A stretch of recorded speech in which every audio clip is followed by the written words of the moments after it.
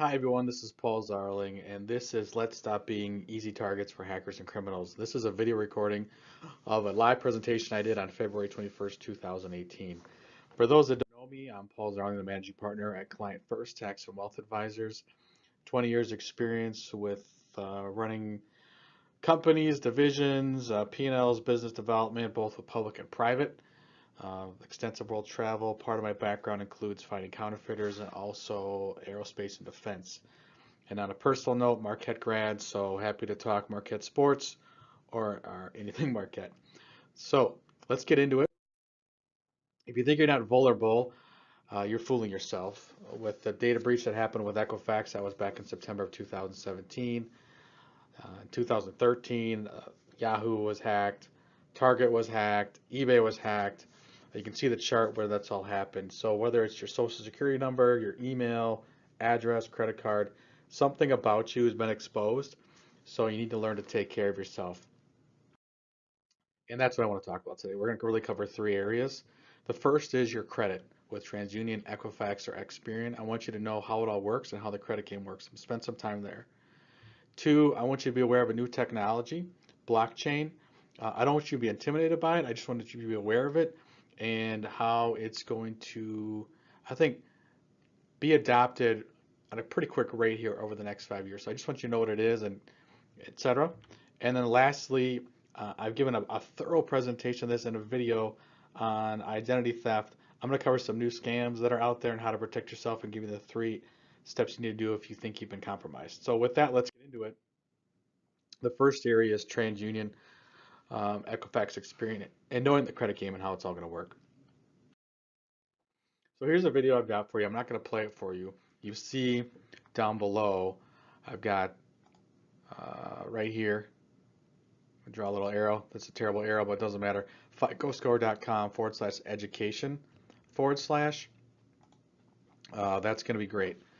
Go over to that. It's about a 4-minute video that's going to highlight everything. But with that, you do need to know what's all involved with your credit score. I think most people think I pay my bills, my credit card's got a 0 balance, and I've never been late on my mortgage. So that's all true, but let's just walk through the 5 areas that affect your score. First is new credit. How much do you have? Then there's the blend, which is number 2, right? I have a mortgage, I have a car, I've got a student loan, and I've got credit cards. That's about 10%. The third one is how long you've had it. That's 15% of it. So if you've been retired, you probably have 40 plus years of history. If you're just out of college, it's going to be very limited. The fourth piece, and this is probably the most misunderstood part, is how much you owe and how much is available to you. That's called credit utilization. I'm going to show you the ratio that they look at and what number you need to be below to positively impact your score. If you're above it, it's going to have a negative impact on your score. And the last one is payment history. Did you pay everything on time? Did you miss one? If you did miss one, is there a reason for it? So that's involved in payment history. So those 5 things are involved, but you can see that not everything is weighted the same. So moving in that for your credit score, a good credit score is above 700. And the reason why you need to have a good credit score and understand things, because if you get hacked or are compromised and it affects your credit score, if you look at your lower left hand, I'm using the mouse over here, is your employer's looking at your credit, your insurance looking at your credit, and then banks are looking at your credit. So just know that and be aware where, it's going to affect your financial life and your ability to earn income and ability to get great rates and keep your cost structure low. So have that available in your head of what needs to happen for keeping your credit in excellent shape. So like I said, 700 or above is great. Now here's the other piece, credit utilization. You want to have that roughly below 30%. And credit utilization is simply this. How much credit do you have available and how much are you using? So for example, you have a $10,000 credit card. If you're using $5,000 of it, you're at 50%. You want to get that below 30%, so $3,000. So you can do that by paying off $2,000 Or the flip side of it is, you can go request to increase your limit so that your 5,000 is now 30% or less. So you don't want to get um, above 15,000. So you'd still be at 33. So then you're looking at 18,000. So you need almost like double your credit. So you can try to play that game, and some people do. Um, we recommend being good stewards and keeping all your credit cards under 30%. So if you've got one credit card with zero and one credit card with, say, 50%, do your best to get that one underneath 30%. The other thing that's interesting is the credit score looks favorably if all your cards are under 30% credit utilization. So if you've got three different cards and they've got a zero balance on one, but 50% balance on another and 70% on another, work to get all of them below 30% versus just paying off one and keeping one at 70%. So it's interesting how that works, but a good rule of thumb is to have a credit score of above 700 points and your credit utilization below 30% on each of your accounts. I've got a video for you. This is from Fox 5's in Atlanta, Dana Fowle. You see the URL there, it's tinyurl.com/Dana Fowle. Created that for you. She spends about 3 to 5 minutes on this topic. It's more of a 201 class versus a 101 class on credit utilization. She covers some of the points that I just went through, but also uses a couple more examples. Great video. Highly recommend you check it out.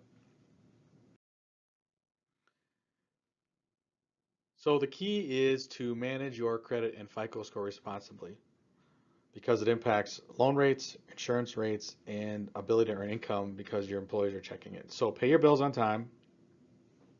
Avoid having payments go to collections.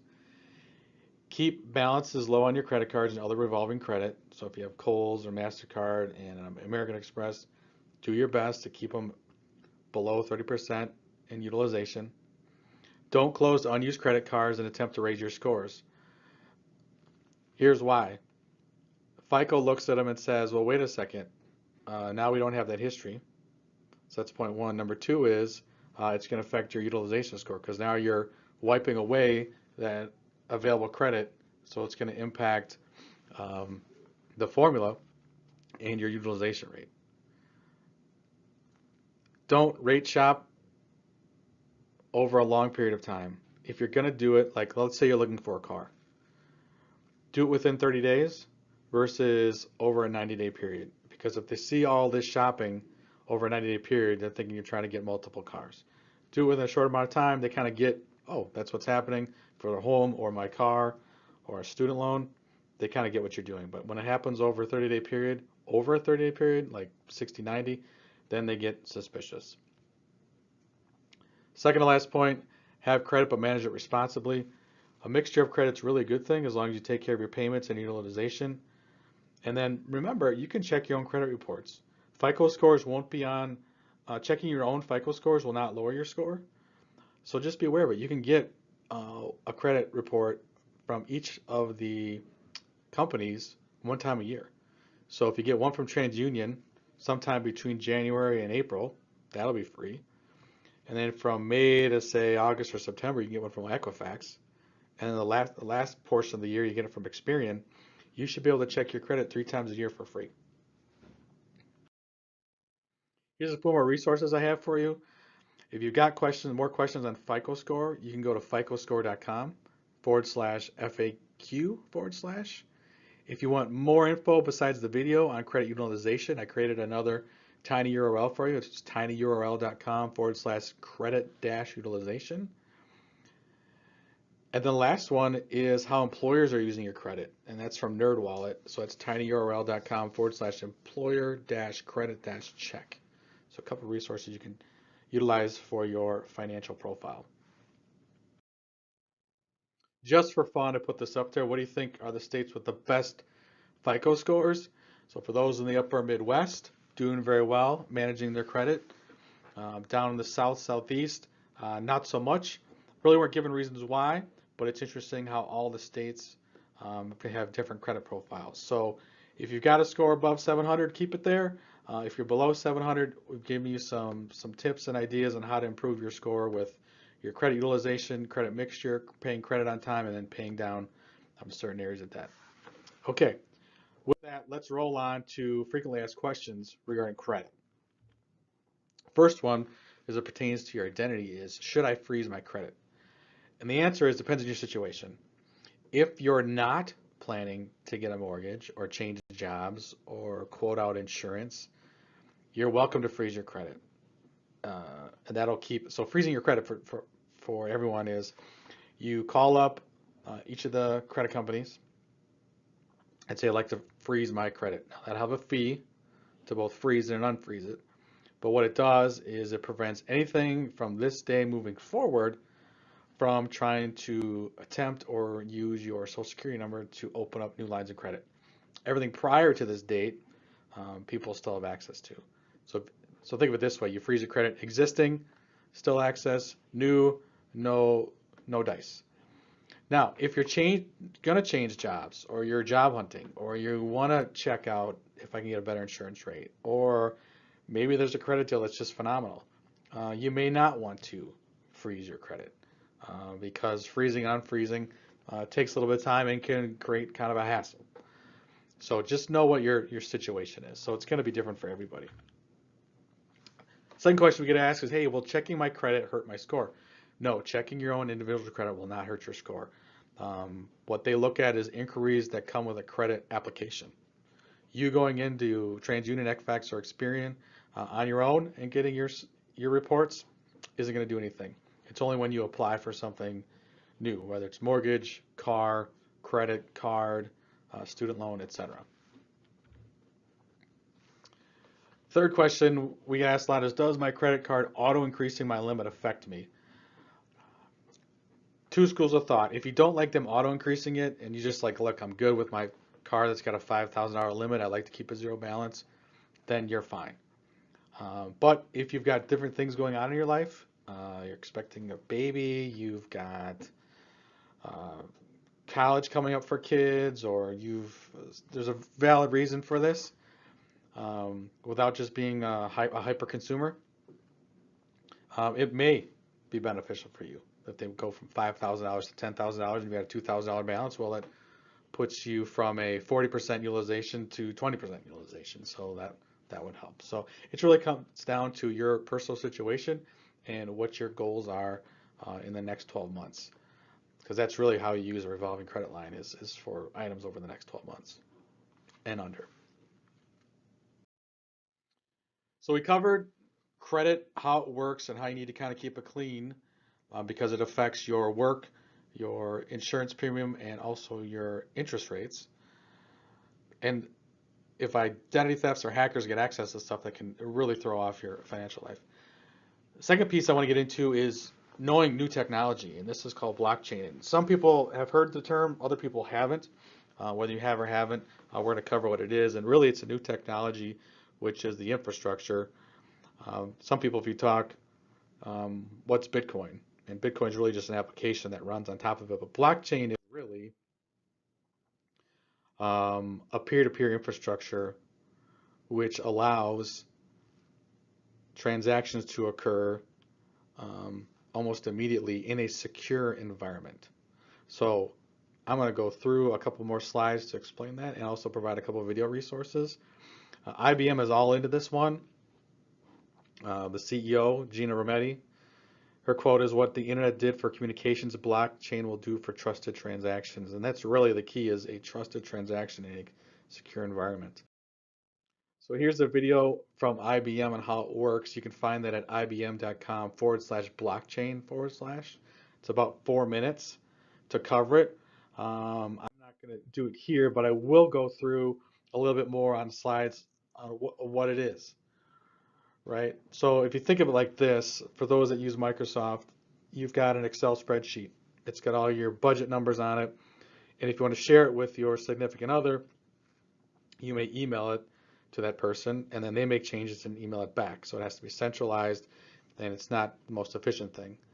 But think of Google Sheets, where you're working on it real time and your significant other's on another computer somewhere else some other location, they're working on real time, and you can do things and make changes and collaborate peer-to-peer in real time in a secure environment. So if you just look left to right on all the icons, it's shared publicly, it's decentralized, it's secure, it's trusted, and automated. And most people think of it for cryptocurrencies like Bitcoin, Litecoin, Ethereum, and that's an application. Crypto assets are an application, but you can also use it for food safety, particularly around the supply chain. You can use it for medical records. You can use it for financial records. So there could be blockchains for everything revolving that. So here's another slide. If you look on the left, you've got centralized and decentralized. That's kind of how things are set up. It can be public or private. But then when you have distributed ledgers, everyone sees it, everyone knows what it is, and there's permissions to required depending on if it's a private or public. But it's permanent. So you can't just erase it like you can Microsoft spreadsheet from your hard drive. It's all out there for everybody to see, so it can't be erased. So for smart contracts, or for tracking food, or tracking diamonds, or tracking financial transactions, it's a very efficient system because it doesn't have to go through all the middlemen. So here are the process steps. So think of it this way. We'll just go left to right, 1, 2, 3, 4, 5. You've got your peer-to-peer network. That's what P2P means. So some computers connected via the internet to another computer. So maybe someone's in America with someone in Asia. There's a communication. That's step 2. It's broadcasted across this network of existing computers. They're also called nodes. This transaction occurs. It needs validation. That's step 3. And so it's verified. It could be a contract. It could be a record. It could be a cryptocurrency. It uses a military-grade algorithm, cryptology, to verify it. That's step 4. And then it exists. It's confirmed, step 5, in the blockchain, and it exists in perpetuity. It's permanent. You can't alter it. So if you start to think in the back of your mind how this all fits together, a peer-to-peer network, which is validated, verified, and confirmed, and it lasts forever, that's a pretty cool system versus if I want to send money to a friend in Singapore or even in San Antonio, Texas, I've got to wire it to a bank, from my bank to another bank. There's a transaction fee for that. And then a couple of people got to take a look at it, make sure it's cool. Then it's got to go to his bank or her bank. And that can take days and steps and a whole lot of fees. We're in a peer-to-peer network. I can send that money to a person immediately with very limited transaction fees and no middleman.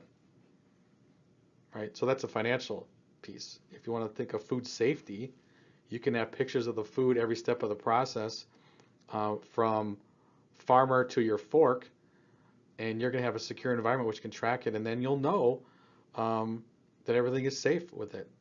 It hasn't gone through a contamination, or it's been treated properly. So it's a really cool technology, and it's going to be adopted pretty quickly over the next 5 to 10 years. You need to be aware of it, and where it pertains to you is you'll have your information. Right now, everything revolves around your social security number. And if that gets exposed, that can impact a lot of different things. Where in the future, you potentially could have a blockchain for your medical records, a blockchain for your financial records, and a blockchain for your employment records. So if you're walking through life, instead of having to repeat everything for, let's say it's a medical piece, if you're waiting for Aurora and then Columbia St. Mary's and then Freighter system, you don't have to have your information on 3 different systems. You just have your own medical blockchain that you can then plug into their system, and they know everything about you. So it's a little bit more efficient, etc. The other question I get is, well, what about all Bitcoin? Bitcoin's up, down, it's all around. People are making money, they're losing money. Bitcoin is just an application that uses blockchain technology. So I really want you guys to be familiar with the technology, which is really an infrastructure. It's a decentralized database. It's distributed peer-to-peer. It's a consensus of majority. So everyone says, yep, that's true, and it can't be erased. So it can work across multiples of industries and applications. Bitcoin's just one of them. Now, Bitcoin gets a lot of notoriety just because it proved out the technology. But blockchain is going to be used for so much more than just Bitcoin or even just crypto assets. It's going to apply elsewhere, and I'll get to a couple different applications. So before blockchain, everything was kind of centralized with an admin, whether it was in banking or in healthcare or in food. With blockchain, everything's kind of decentralized. There's consensus, there's efficiencies, there's immutability, and there's finality with it. So what does it mean? Maybe three things. It's secure, it's military grade cryptology, it's efficient because it's peer-to-peer, and it's forever. It's not going anywhere. So if you have your own deed to your house and you have a copy in one on a safe at your place, and then maybe the county government's got another copy, well, in this environment, you would have a land rights blockchain, and you would be able to prove it wherever you were. So if you were in Wisconsin or Texas, then you need to prove that I own this land. If you weren't home, you can still prove it with your land rights blockchain. So here's a couple different practical examples. The first one is financial that I'll walk through. Right now, if you want to get a car loan and you're shopping and you go to Honda and then you go to Toyota and then you go to make another Volkswagen, right? You have to enter your information at all those different places. Where in this example with blockchain, you can have your financial blockchain and plug it in, and it has your record, transaction, and credit all there in a secure environment. It makes it really easy to shop for cars. Another example is your identity. Instead of everybody having a little bit of piece of you, you'll have everything in a secure blockchain. What's another one to talk about? Oh, that's cool. I already talked about the healthcare one. The other one is with, going from being a student to a full-time worker or entrepreneur.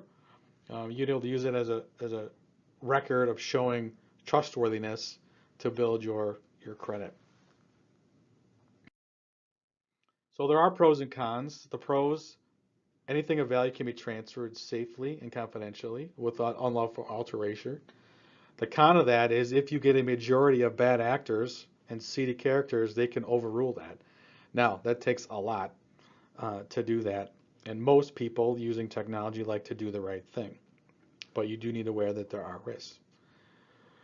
Another pro is transactions are verifiable by a vast peer-to-peer global network, but nothing is perfect. Hacks and manipulation can still occur. Cryptocurrencies, just dealing with finance, they can't be frozen. If there's a financial crisis like we had in 2008, 2009, a lot of federal banks stepped in. That would not be able to be done with cryptocurrencies. The other thing is, because it's so efficient, a lot of intermediaries such as banks, lawyers, and government won't stand in the way. There could be a lot of resistance, although, be careful, we're seeing a lot of big banks, governments, and even new companies popping up that are adopting this because it makes their own existing operations more efficient.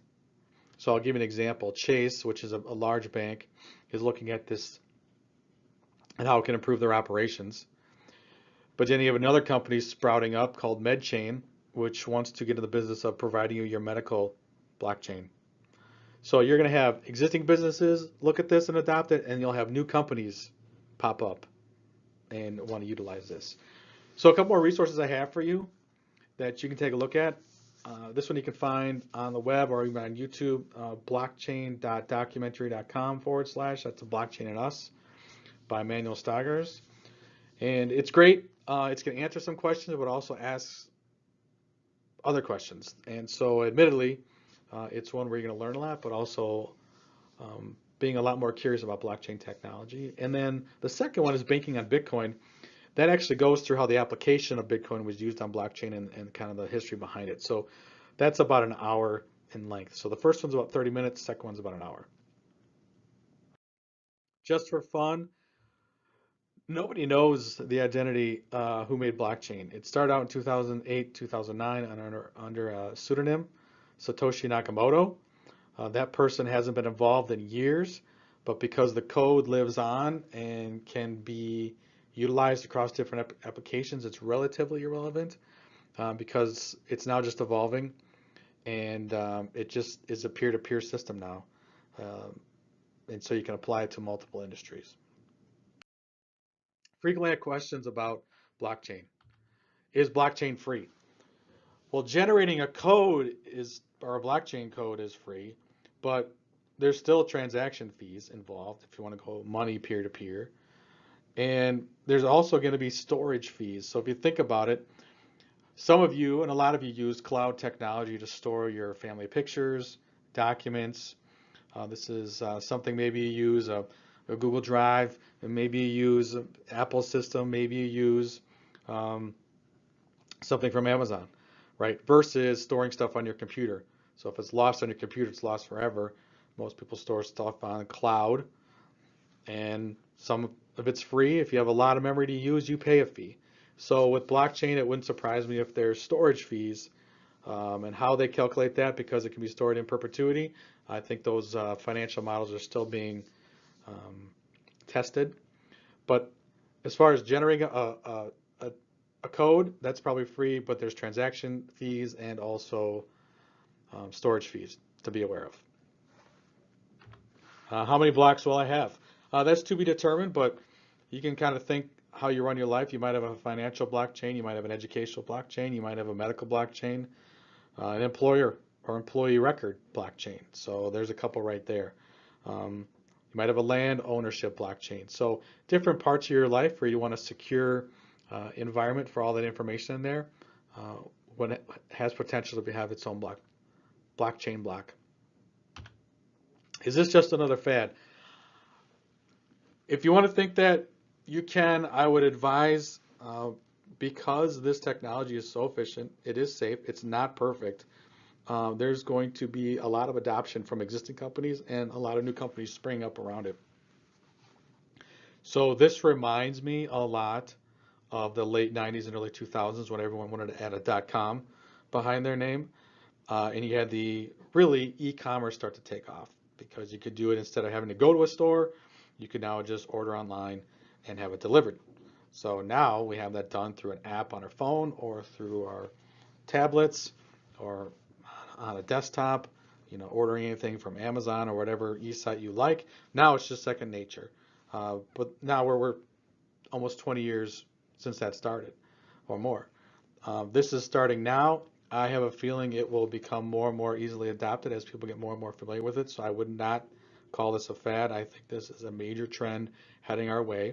And the reason I wanted you guys to know about it is it will have an impact on your identity security, both your financial security, your employer record security, and your any other thing you want to keep secure. Whether I've talked about land, and I've talked about medical as well.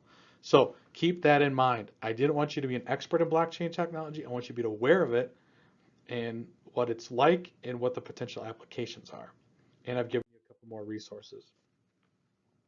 So I've covered TransUnion Equifax experience, so you know how the credit game works. I've introduced you to new technology and how that works. Now I want to talk about avoiding identity theft.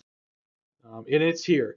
This article is taken from the local West Bend newspaper in February of 16th of 2018, where you had two men using skimmers at gas stations to take credit cards. They were also involved with purchases at a Walmart. So if you don't think it's around you, it's here. So you need to take care of yourself and know kind of what the latest scams are. Now, last year I did a 45-minute video on protecting yourself from cyber fraud, what to know and what to do. There's the URL. It's tinyurl.com/no-scams-for-me. So have a look at that. That's another resource for you. That's going to be really in depth on this topic. What I'm going to do today is really talk about the 10 types of identity theft. So we're all on the same page. The 7 latest scams, and a lot of them involve the IRS since we're in tax season. 9 ways to protect yourself, and then 3 steps to do right now if you're compromised. So let's get into it, the 10 types of identity theft. I've talked about financial. That's where someone's trying to get access to your bank account information, your credit card. I talked about the skimmers earlier that are used to grab your credit card and utilize that. Insurance, somebody uses your insurance to pay for their procedures or appointments. Medical, they actually pretend to be you and go get treatment for their ailments, and then you get a bill that you don't owe. The criminal, this is where someone takes your identity and commits a crime. That gets really ugly really fast. Driver's license, they take your stuff and all of a sudden you have all these traffic tickets and violations. Social Security, where they access your Social Security benefits and try to siphon off funds for themselves. Synthetic, most people think of, hey, they just took my information, and it's all my information. It's address, phone, date of birth, all the things about me. Well, synthetic is taking your birthday, your significant other's address, a family member's social security, and a friend's what's a friend's telephone number, and combining that and making a fake person. That's why it's called synthetic identity theft. And so that can happen where, if you think, oh, it's something just minor, well, nothing's ever minor because they could be using your address to create a fake person, combining it with other people's information. So be aware of that. Child identity, we got a little meme here. My credit report says I defaulted on an auto loan. I don't even drive yet. We've seen stuff where like a kid had a credit card balance of 15,000. I don't even think he got past fifth grade. So if you're a parent or a grandparent, make sure your kids and grandkids, you're checking their credit reports. You can do that for free, as I mentioned before earlier in this presentation, and I showed you how to do that with each of the credit reporting agencies. It's tax time. We're here. I'm making this video in February of 2018, and people are sending in their taxes and getting refunds. I'm going to show you some of the big scams that are happening right now. We've actually had a couple of clients affected or attempted to be affected by all this. So I'm going to get to that in a couple of slides. And the last type of identity theft is deceased. Unfortunately, there are people of nefarious nature that will scour the obituaries. And if there's a family that puts almost too much information on that individual, they will use that to create a synthetic ID. So please be careful with that, even though you may have a deceased relative or friend. 7 latest scams. Let's get right into it. The first one targets taxpayers. So this is one where they actually almost act like a debt collector and call you up and say, hey, you got a refund by mistake.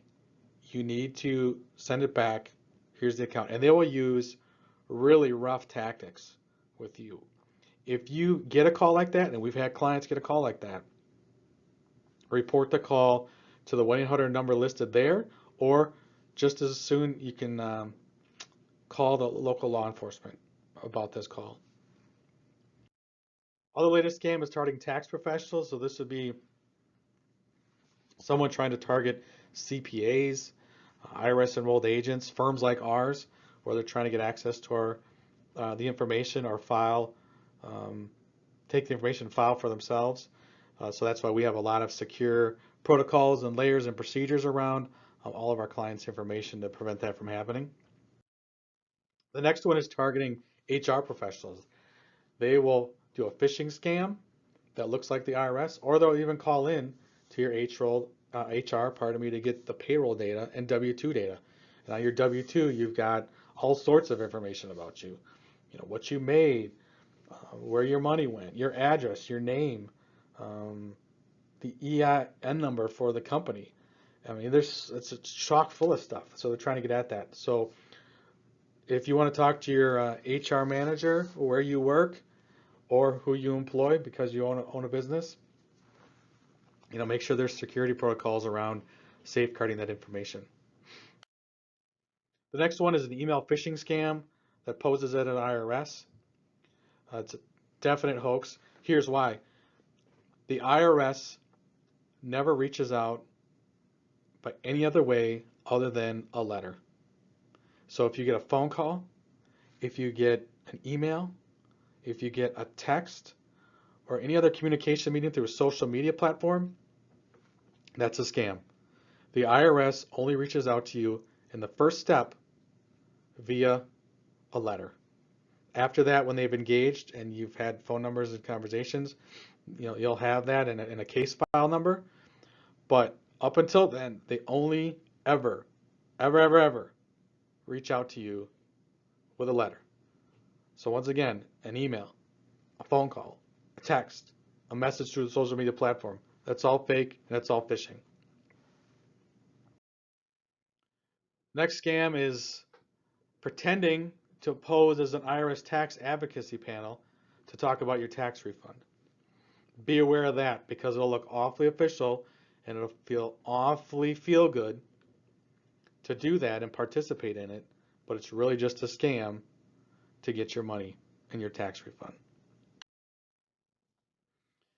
This last one's second to last one, impersonating Social Security. This is a spoof website where you need to apply for a new Social Security card, or it's a phone call to confirm your Social Security card. So, does your Social Security card ever expire? No. So that's a spoof. So if you're ever hearing that, either in a phone call or on a spoof website or a phishing scam, hang up immediately, report it to the authorities. The last one is a do not call list expiration. This is where um, those that put their telephone numbers in donotcall.gov, which is a legit site, so you can stop telemarketers from calling you. There will be spoof websites to say, hey, your phone number is expiring. We need that information. By the way, your phone number never expires. Unless you give it up and hand it over to AT&T or US Cellular or Sprint or whoever your carrier is, your phone number never expires. So never give it out for somebody trying to call you unless you know the person and they're trustworthy. But this scam is a real quick way for a thief or a hacker to get just a little piece about you and use it for something nefarious, whether it's taking it and combining with other things to make a synthetic ID or using your phone and backing their way into other elements of your information. Because if they break into the code, they try to go after your social security number, your address, and your birthday. So any spoof website saying your number is expired is no good. Run away, report it to the authorities. So those are the 7. Targeting taxpayers, targeting tax pros, targeting HR professionals, phishing with an IRS logo, posing as a taxpayer advocacy, impersonating Social Security, and the do not call list expiration. So here are 9 ways to protect yourself. First way is to know your credit. Get your credit reports and know that they're precise and there's no mistakes. You can get one every 4 months, stagger it out throughout the year. You can go to annualcreditreport.com, or if you prefer the phone, you can dial 877-322-8228. Second one, know your statements. Check your bank statements, your credit card statements, your Medicare statements, all of it. Know that it's exact. If you see something fishy, report it. Know the IRS. The IRS reaches out. The first step, mail only. They do not call, they do not email, they do not text you, and they do not come through social media platforms. But if you do get a notice in the mail from them, respond quickly. And if you have questions about it, you can go to the website listed below on irs.gov or the 800 number of 800-908-4490. Secure your social security number. Guard it with your life. If a doctor or a dentist or whoever asks for it, you need to ask how they're protecting it and what they're using it for. And if that answer isn't satisfactory, you do not have to give it up. If you don't have a shredder, get one. Any important files, if you scan and keep it on a secure Google Drive, you can shred your paper docs.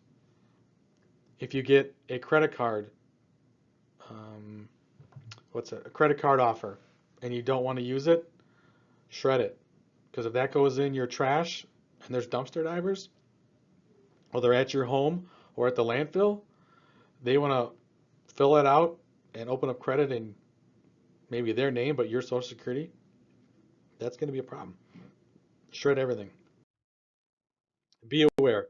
There's a lot of people online, whatever country they're coming from, US or overseas, that are trying to get information from you in one way, shape, or form. So just always be aware. Protect your devices. Hopefully you have 12 character passcodes and you're using numbers, letters, and different characters. And you've got updated antivirus, spyware, and firewall. Here's a little bit about why you want a 12 character passcode. If you have 7 characters, under a second, they can crack that. 8 characters takes about 5 hours, 9 characters, 5 days, 10 characters, 4 months, 11 characters, 1 decade, and 12 characters, 2 centuries. So by adding one more character, you add 190 years. That's going to take somebody to crack your stuff. So please, please, please use the right password and have 12 characters and use alphanumerics and symbols. Here's another example. If you just use the word password, and hopefully nobody's doing this, but for example, password can be cracked in as fast as it is a lightning strike. However, same password in quotation marks, but using alphanumerics, it would actually take it 14 years to figure that out. It's the same time it took to carve Mount Rushmore. So hopefully that gives you an idea of how using alphanumerics and symbols can be helpful for defending yourself against hackers. Second to last thing, secure your Wi-Fi. Always look for the HTTPS. Right here, it needs to be secure. If you don't have that, that is a problem. For example, should you go to Starbucks with their free Wi-Fi and do banking?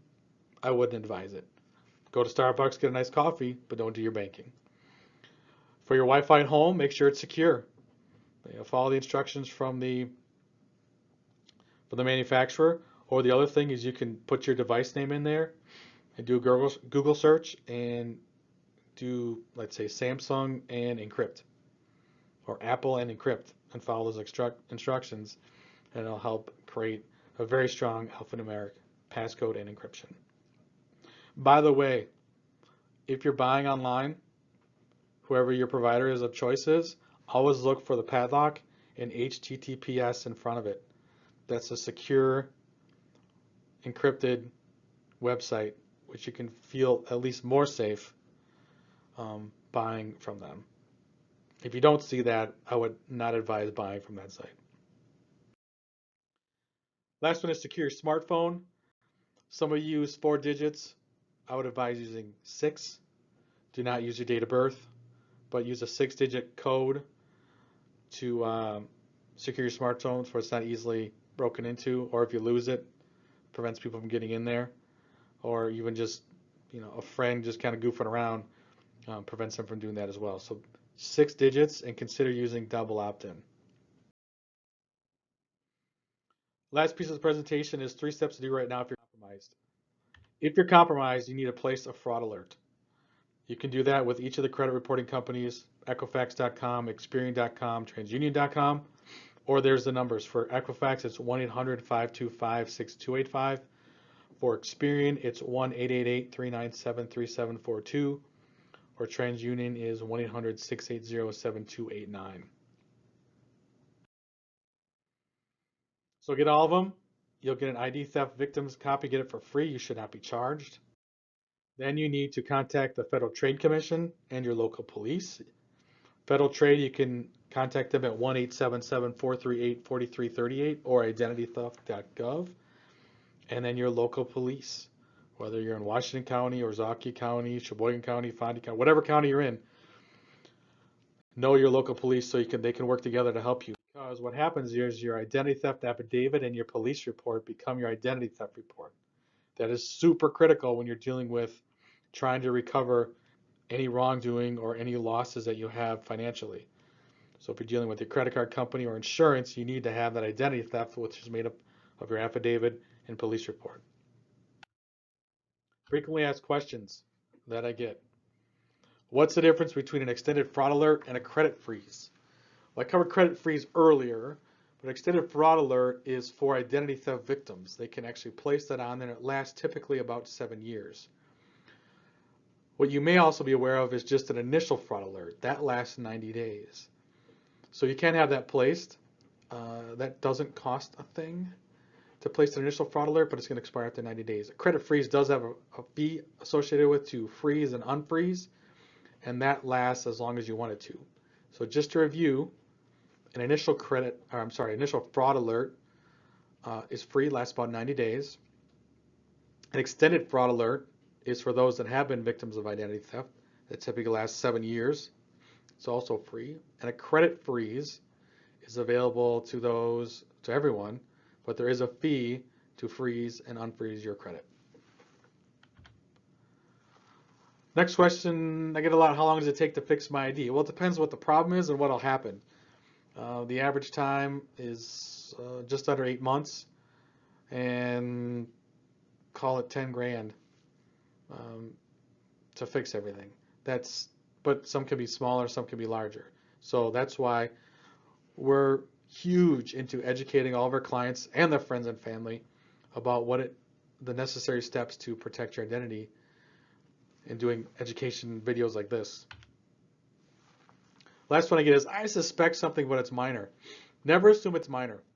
If you see a weird charge on your credit card, if you feel there's like weird activities involving your email or your phone number or your social security number, any little thing they can get their hands on, whether they're trying to recreate you or create a synthetic person, everything counts. So really be diligent of your surroundings, and really be diligent of what's all on your statements, reports, and computer. People are trying to track you online or have a weird app on your phone. Just be secure and be diligent in knowing what's going on with your financial situation, your credit report, your statements, and also your surroundings. If you're at a Starbucks or the library or wherever it is in a public place and you're using your phone, try not to do sensitive information things. Know your surroundings. So here are the things we can control. We've talked about credit, we've talked about new technology, and we've talked about how to avoid identity theft, particularly deterring and detecting it and defending against it. So those are the things we can control. We can't control Equifax, Yahoo, Home Depot, Target from being stupid and just being involved in corporate gross negligence. I mean, it's going to happen, and we're just waiting for the next story to happen, whoever it is. We can't control that. We can't control organized criminal intent. So this is a screenshot of all the hacks that are going on in real time. If you actually want some fun, you can actually see it at map.norsecorp.com/hashtag/. It's always interesting to watch, but that's going on. We can't control organized criminal intent, and we can't control individual motivations. There's some guy in his basement seeing how far you can get away with stuff. Can't control that. What we can't control is, don't stress about it, don't burn emotional energy, and don't amp your anxiety. Because here's what we can't control. We need to know what we do. We need to be confident in what we need to do, and we need to execute our plan, right? That's why we talked about knowing how credit game works and what scores you need to have and credit utilization you need to be at, and some tips and tricks on how to successfully manage your credit. That's why we talked about that, because credit impacts everything: financial, interest rates, your insurance premiums, and even your employment eligibility. We've talked about new technology, so you're aware of what's coming up. And we've talked about how to avoid identity theft, how to just be aware of your surroundings and take care of your information and know what the latest scams are and how to avoid them. That's what we can control. So do those things to prevent yourself and your loved ones from being compromised. So I want to thank you for spending some time with us in person, and for those that are watching this, thanks for watching. We try to put out financial education every month. Our next subject is going to be estate planning with attorney Rob Mielik. That's on March 21st. Feel free to call us or register. Looking forward to seeing you there. We have our tax prep special, so for ages 50 plus, $79. Ages 49 and below is $149. Love to see you. Thank you for all the business so far. We're having a great season, but always open to helping friends and family of our clients. We've got an organizer to use if you need a tax tool to kind of assemble everything to take some stress out of your life. And then we have our adaptive investment management system. For those that don't know what this is our own trademark system, which handles all of our investments for all of our clients. One thing that's standing between you and uncertain markets. And if the market goes up, down, or sideways, we have our system in place to navigate that and get our clients' investments into themes of strength. And if there isn't strength, into a safe harbor environment to be able to deploy when there is themes of strength. So that's our adaptive investment management system. So thank you once again. We love our clients. We are an independent fiduciary looking out for you at all times on all your accounts. If you have questions, feel free to reach out to us on our phone number 262-335-1700 or my team at clientfirsttaxandwealth.com. Thanks again, and look forward to seeing you at our lunch and learns or seeing you around the office. Take care.